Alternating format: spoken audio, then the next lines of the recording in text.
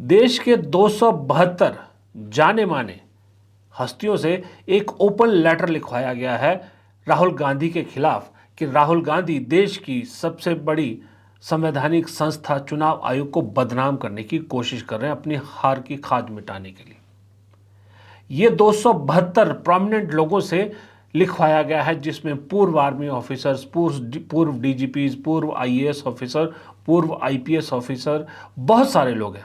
272 लोगों से ये चिट्ठी लिखवाई गई है और सबको मालूम है कि ये चिट्ठी लिखी नहीं गई है। कह तो रहे कि चिट्ठी लिखी है, ये लिखवाई गई है। ऐसी चिट्ठियां अक्सर सरकारें लिखवाती हैं, लेकिन एक अकेला राहुल गांधी, जिसको आप कहते हो हमारा एसेट है, हमारे सबसे बड़े स्टार प्रचारक है, जब तक राहुल गांधी है तब तक बीजेपी को कोई हरा नहीं सकता, तब ये ज़रूरत क्यों पड़ रही है कि खुद से लड़ाई लड़ी नहीं जा रही, तो अब ऐसे चेहरों को आगे लाया जा रहा है जिन्हें सोसाइटी में सम्मान के नज़र से देखा जाता है। अब ये चिट्ठी जैसे ही बाहर आई तो जाहिर सी बात है कि इकोसिस्टम लग गया राहुल गांधी के खिलाफ, लेकिन अब वक्त दौर बदल चुका है।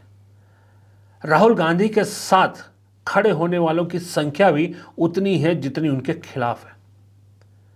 एक जमाने में राहुल गांधी अकेले पड़े थे, पप्पू पप्पू कह के उन्हें अकेला छोड़ दिया गया था, लेकिन उस शख्स ने अपने अकेले के दम पर न सिर्फ अपनी वो पप्पू की इमेज मिटाई, बल्कि अपने साथ खड़े होने वालों की एक पूरी फौज खड़ी कर दी है।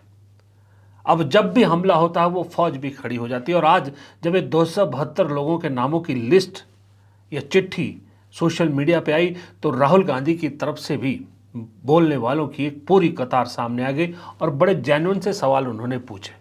उन्होंने पूछा कि भाई इन चिट्ठी लिखने वालों को पहले इन सवालों का जवाब देना चाहिए कि क्यों इलेक्शन कमीशन का जो सिलेक्शन होता है इस चुनाव आयुक्तों की, उसमें बदलाव क्यों किया गया। फिर दूसरा सवाल पूछा गया कि भाई चुनाव आयुक्तों पर कोई एफआईआर, कोई कानूनी कार्रवाई ना हो, उससे बचाने के लिए कानून में बदलाव क्यों किए गए। तीसरा सवाल पूछा गया कि एसआईआर करने की चुनाव आयोग को इतनी जल्दी क्यों पड़ी है और 30 दिन के अंदर अंदर क्यों चुनाव आयोग को एसआईआर खत्म करना था।